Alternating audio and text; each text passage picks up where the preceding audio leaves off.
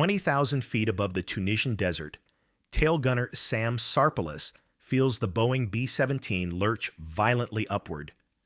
The sound, metal tearing through metal, reverberates through his compartment like a scream. He turns to look forward through the narrow passage connecting him to the rest of All American, and his blood runs cold. Daylight pours through a massive diagonal gash in the fuselage. The tail section he's sitting in sways 18 inches out of alignment. It's swinging, like a door on broken hinges. What he doesn't know yet is that he's effectively flying in a separate aircraft, connected to the main fuselage by nothing more than a few aluminum spars and a narrow strip of skin. February 1st, 1943, 300 miles northwest of Biskra, Algeria. The 97th Bombardment Group is returning from a raid on the German-controlled port of Tunis when two Messerschmitt Bf-109s attack the formation. Gunners from Lyd Bomber and All-American open fire. One fighter plunges earthward, trailing black smoke. But the second, piloted by 16 Victory Ace Feldwebel Erich Patzia, presses his attack on All-American. The bomber's gunners hit him hard. As Paxia's damaged fighter rolls away beneath All-American's belly, either he's dead at the controls or too wounded to pull clear. His wing slices through 3/4 of the B-17's aft fuselage at a brutal diagonal. The collision nearly cleaves the entire tail section off. The left horizontal stabilizer, critical for pitch control, is completely severed. The Messerschmitt breaks apart, leaving debris embedded in the bomber's wound. Inside the cockpit, 25-year-old Lieutenant Sonny Bragg and his co-pilot fight the controls. Nothing responds. The control cables running to the tail surfaces have been cut. In the radio compartment, Flight Engineer Joe James crawls aft to assess damage and reports back, some damage to the tail section. That's the understatement of 1943. The manual is clear. Every training document, every emergency procedure says the same thing. Structural failure of this magnitude means one thing: bail out, now. But Bragg makes a calculation. They're over the Sahara Desert, bitterly contested territory where Axis and Allied forces clash daily. If his crew parachutes, they'll land in no man's land, maybe captured, maybe dead within hours from exposure or enemy patrols. Bragg keys his intercom. "Crew, don parachutes but stay aboard. We're taking her home." What he doesn't know is that he's just committed to flying an aerodynamically impossible aircraft 90 minutes back to base. And he's about to attempt something the engineers who built this bomber never imagined. The odds of success, every expert would say 0. But Sonny Bragg isn't listening to experts today. To understand why everyone thought Bragg's decision was suicidal, you need to understand just how catastrophically damaged All-American was, and why the B-17 was never designed to survive this. The Boeing B-17 Flying Fortress was the backbone of America's daylight bombing campaign. Since August 1942, the 97th Bomb Group had been hammering Axis targets across North Africa. By early 1943, loss rates were brutal. In the European theater, bomber crews faced an average life expectancy of just 11 missions before being killed, wounded, or captured. The standard tour of duty, 25 missions. The mathematics were grim. The B-17F model, which All-American was, measured 74 feet long. The fuselage was a semi-monocoque structure, meaning the aluminum skin wasn't just covering, it was load-bearing. Remove significant portions of that skin, sever the internal frames and stringers, and the whole structure loses integrity. It's like snapping 3/4 through a tree trunk and expecting it to stand. But the bigger problem wasn't just structural, it was aerodynamic. The tail section of a B-17 contains two critical control surfaces, the vertical stabilizer and rudder for yaw control, and two horizontal stabilizers with elevators for pitch control. These surfaces keep the aircraft stable and allow the pilots to climb, descend, and turn. Control cables, physical steel cables, run from the cockpit through the fuselage to these surfaces. Push the control yoke forward, the cables pull the elevators down, and the nose pitches down.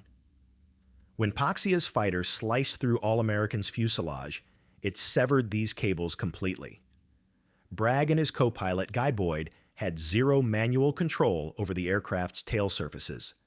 Every engineering manual, every flight instructor, every experienced pilot knew this truth. You cannot fly a four-engine heavy bomber without elevator and rudder control. The aircraft becomes dynamically unstable. It will enter an uncontrollable dive or climb, then break apart.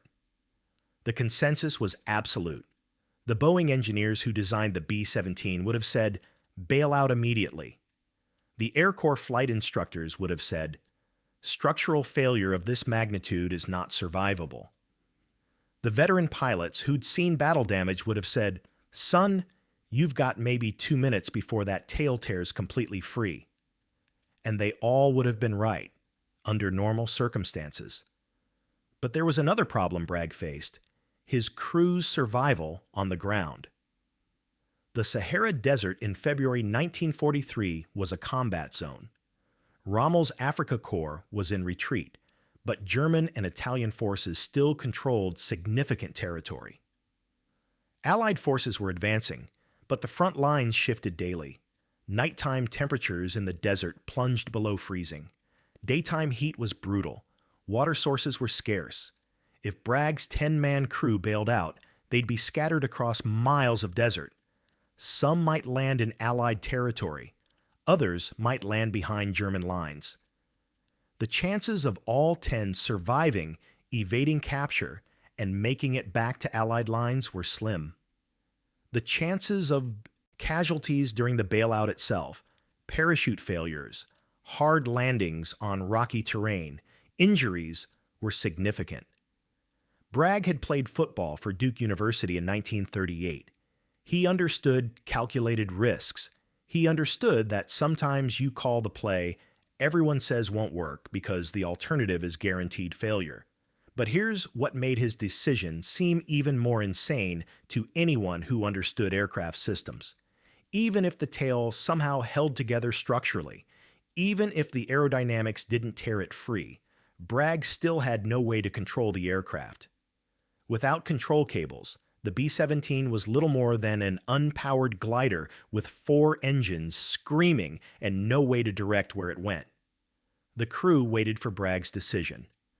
The other bombers in the formation reduced speed, maintaining tight defensive coverage until All-American was beyond enemy fighter range. Then they accelerated ahead toward Biskra, where ambulances and fire trucks would be waiting. All-American was alone now, 90 minutes from base, flying on borrowed time. And then Lieutenant Kendrick Bragg remembered something unconventional, something that wasn't in any manual for emergency procedures, something that just might work. Lieutenant Kendrick Robertson's Sonny Bragg Jr. was 25 years old, a Georgia native with a thick Southern drawl and a halfback's instinct for reading the field. He joined the Army Air Corps in 1941, earned his wings, and by August 1942 was assigned to the 97th Bomb Group as it deployed to North Africa as part of Operation Torch. He'd flown dozens of combat missions over heavily defended targets, but he wasn't an engineer. He wasn't a Boeing test pilot. He was a 25-year-old football player from Savannah who'd learned to fly heavy bombers. And right now, that lack of formal engineering credentials was about to become his greatest asset. Engineers think in systems. They think in design parameters and stress limits and failure modes. Bragg thought in solutions. And sitting in that cockpit with dead control cables and a swinging tail section, he thought about the one system on the B-17 that didn't use cables: the Norden bombsight. Every bombardier knows the Norden Meckerfine bombsight is the most sophisticated and most secret piece of technology on a B-17. It cost $8,000 per unit, more than the average American house. Bombardiers swore an oath to protect it, to destroy it, rather than let it fall into enemy hands. It was an analog computer, a mechanical marvel that calculated drift, airspeed, altitude, and trajectory to drop bombs with unprecedented accuracy. But here's what most people didn't know. The Norden bombsight had its own autopilot system. During the bomb run, the bombardier would sync the Norden to the aircraft's autopilot. The bombsight would then fly the aircraft, making minute adjustments to heading and altitude to line up the perfect drop. It did this not through control cables, but through electric wires connecting to electric motor servos mounted directly next to the rudder and elevator surfaces. The bombardier essentially became the pilot for those critical minutes, using the bombsight to steer the bomber over the target. Bragg's navigator, Harry Newsell, and bombardier, Ralph Burbridge, had used this system dozens of times, but they'd never used it for anything other than the final bomb run. They certainly had never used it to fly a crippled bomber for 90 minutes across hostile territory. Bragg keys the intercom. "Burbridge, can you get me attitude control through the Norden?" There's a pause. Burbridge is crouched in the nose compartment, his bombardier station strewn with debris from the collision. He's staring at the Norden bombsight like it's a puzzle he's never seen before. "Sir, the Norden's for bomb runs. I've never—" "Can it control pitch and rudder?" Bragg interrupts. "Yes, sir, but—" "Then we're using it. Newsell, give him headings. Burbridge, you're flying this bird home." In the nose, Ralph Burbridge's hands hover over the Norden's controls. He's a bombardier, not a pilot. He's trained to use this device for maybe 5 minutes per mission. Now Bragg is asking him to use it for an hour and a half, to make minute adjustments, to compensate for a tail section that's swinging wildly, to land a crippled bomber. Burbridge takes a breath. "Roger that, sir." And just like that, the bombardier becomes the pilot.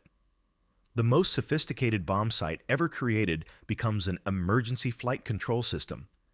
And a 25-year-old football player from Georgia becomes the man who rewrote the rules of what's possible. What happens next has never been taught in any flight manual before or since. Bragg and Boyd discover they can control the aircraft's speed and power through the throttles, 4 individual levers controlling each Wright R-1820 Cyclone engine. Push throttles on the left side forward, the aircraft yaws left. Reduce power on the right, it yaws right. It's crude, but it works. For altitude control, they have the Norden. Burbridge makes tiny adjustments through the bombsight's autopilot interface. The electric servos mounted at the tail respond barely. The tail section is swinging so violently that each servo input creates a delayed, exaggerated response. Burbridge has to anticipate the swing, make corrections before they're needed. It's like trying to steer a car where the steering wheel is connected to the wheels by rubber bands. Flight engineer Joe James crawls as far aft as he dares. The gash in the fuselage is enormous, 3/4 of the way through. He can see the Sahara Desert below through the tear. The aluminum skin and internal frame members are twisted, torn. The left horizontal stabilizer is gone, completely severed. Only a few stringers in the right side structure are holding the tail attached. James reports to Bragg, "Sir, if that tail tears free, it'll take the gunner position with it. Recommend we get Sarpelis forward."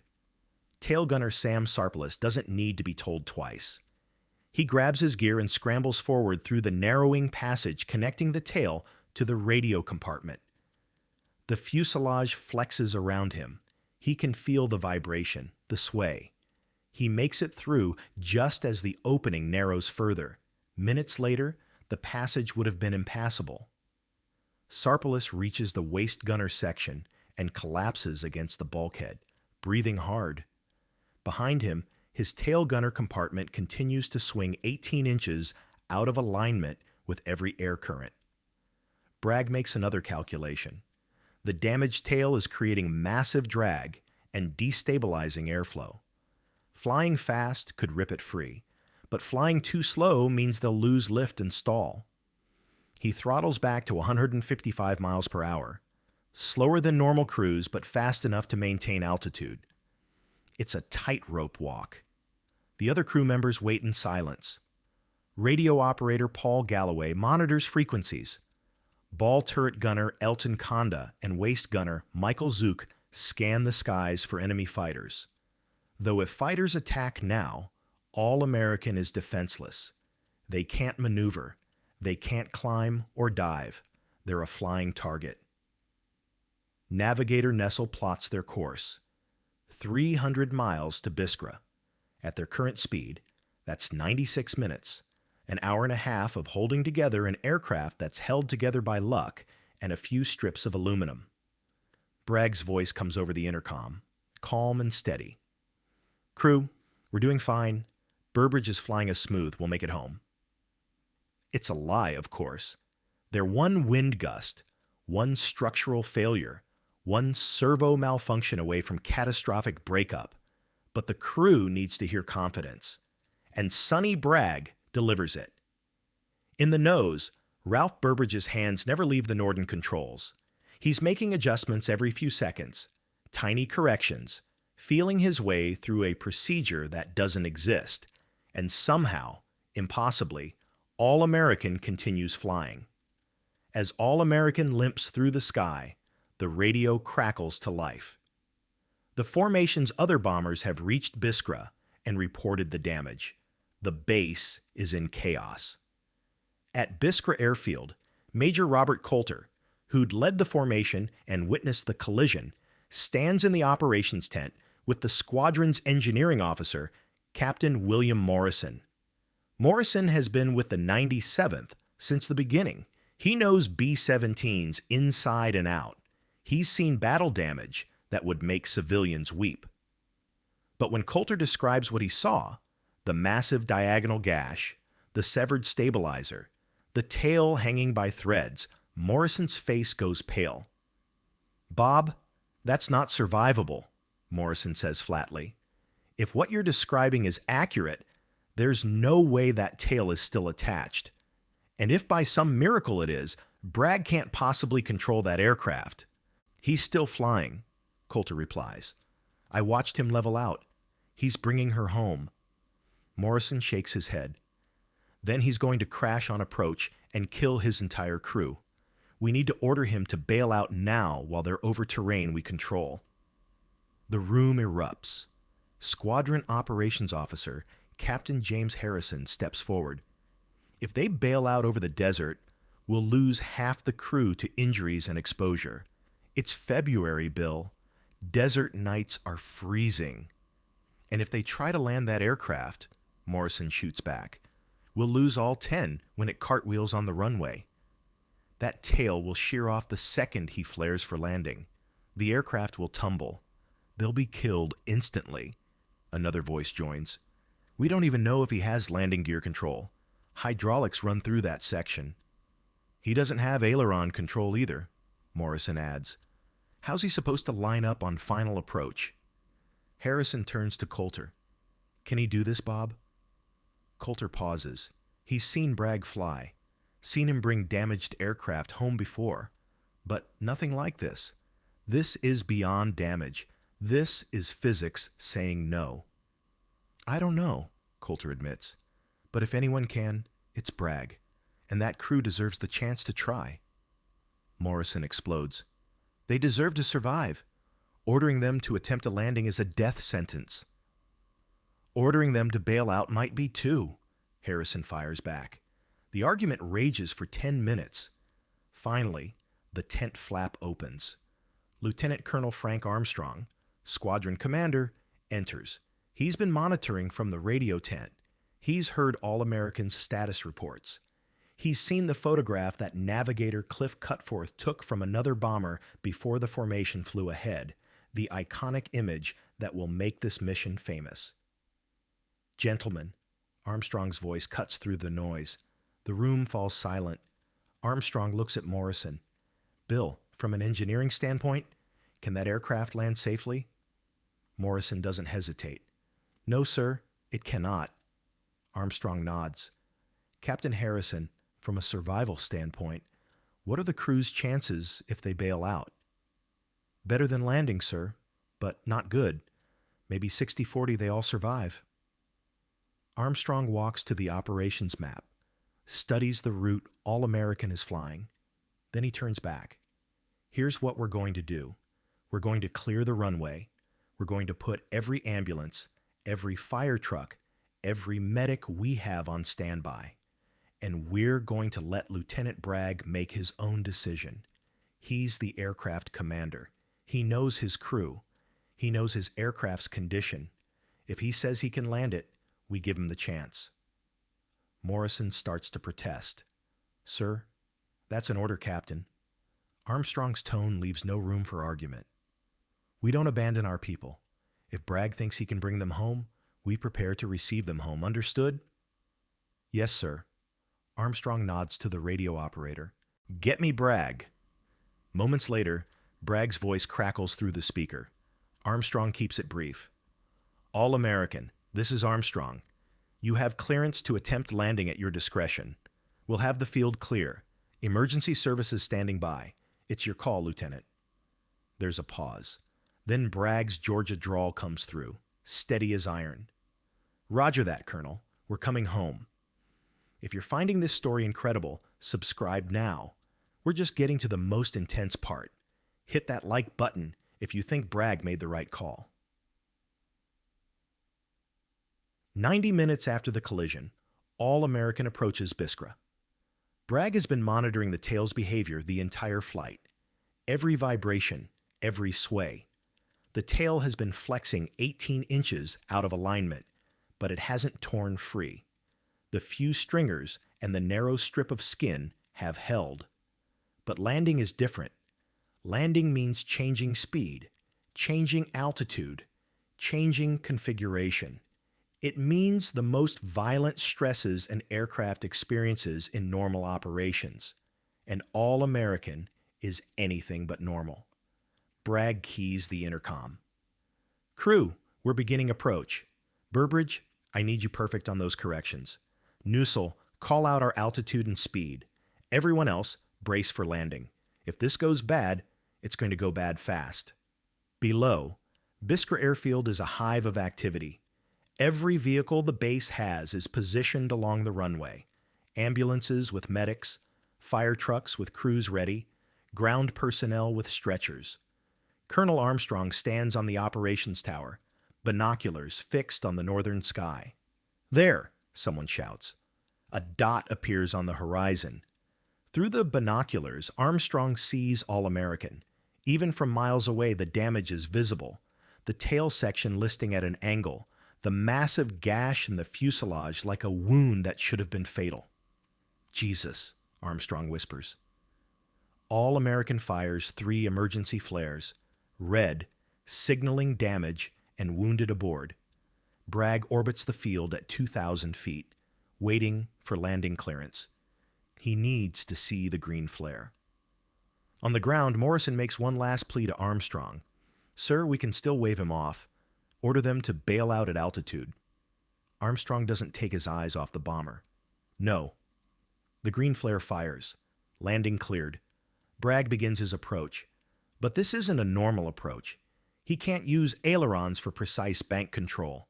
He can't afford steep turns that might overstress the tail. Instead, he flies a wide, gentle circle, making shallow turns using only throttle adjustments and Burbridge's delicate inputs through the Norden servos. It takes 4 minutes to line up on final approach.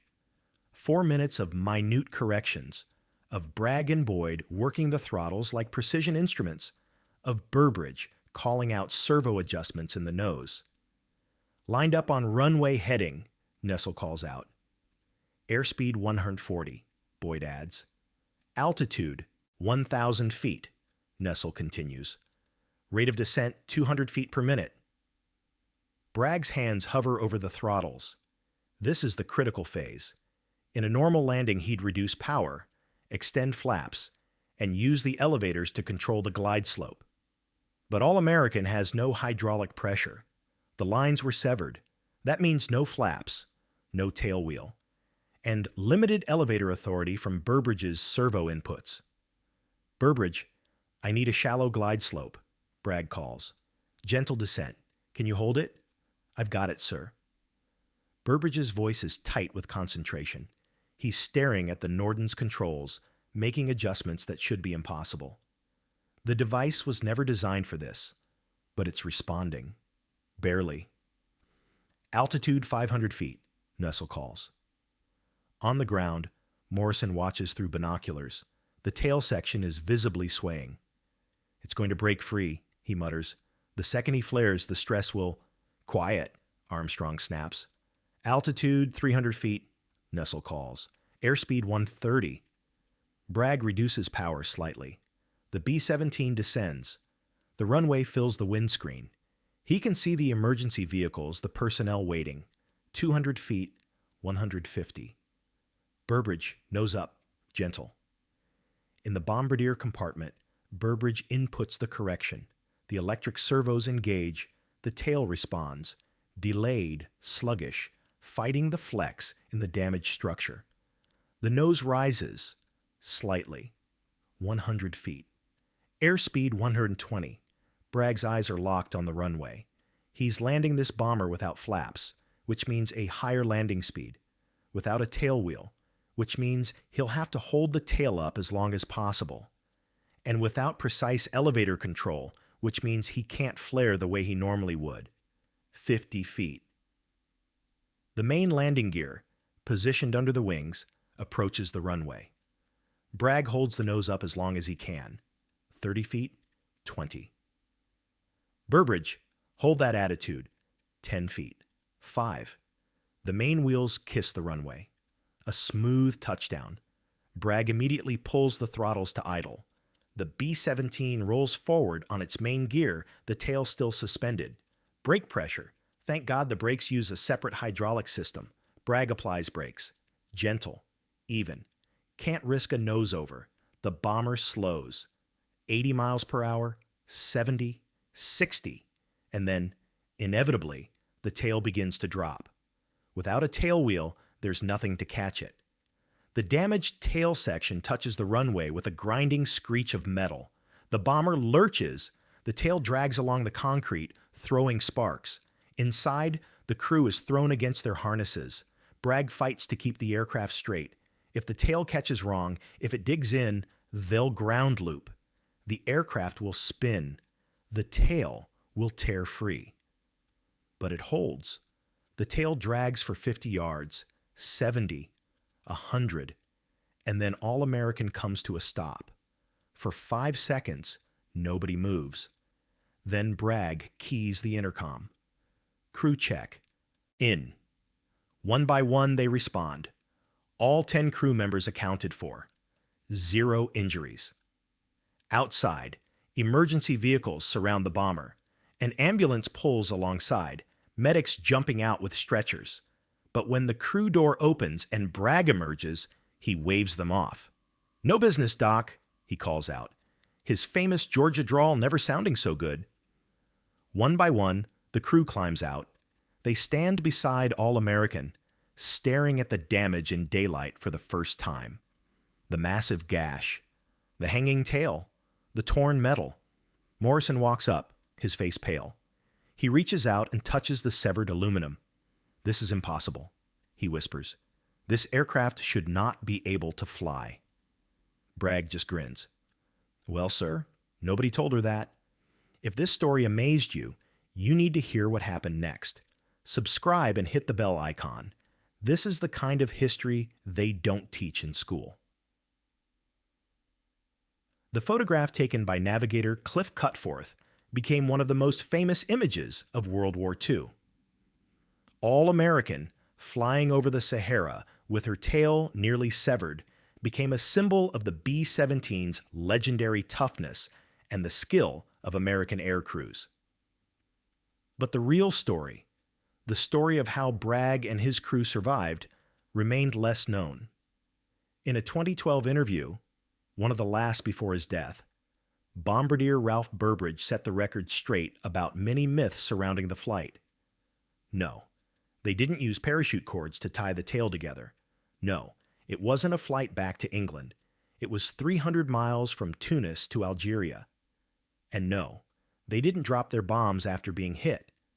The collision happened on the return flight after the successful bombing run, but what Burbridge confirmed was the ingenuity. Nobody had ever used the Norden that way before, he said. We were making it up as we went.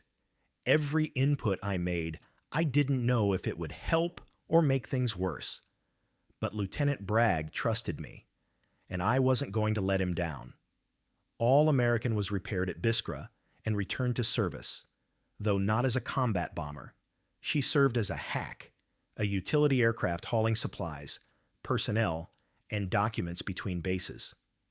In March 1945, at Lucera Airfield in Italy, she was dismantled for salvage. After surviving the impossible, she was broken down for parts. All 10 crew members survived the war. Kendrick Sonny Bragg returned to Georgia, worked in real estate, and rarely spoke about his wartime service. When people asked about the famous mission, he'd shrug and say, "We did what we had to do." He died in 1999 at the age of 81. The Norden bombsight autopilot system that saved All American became standard emergency procedure training for B-17 crews, with one caveat. Instructors would tell students, "This system can be used for emergency flight control if primary cables are severed, but don't expect miracles. It's only for maintaining level flight until you can bail out." Nobody mentioned that a Georgia football player had already used it to land a bomber with half its tail missing.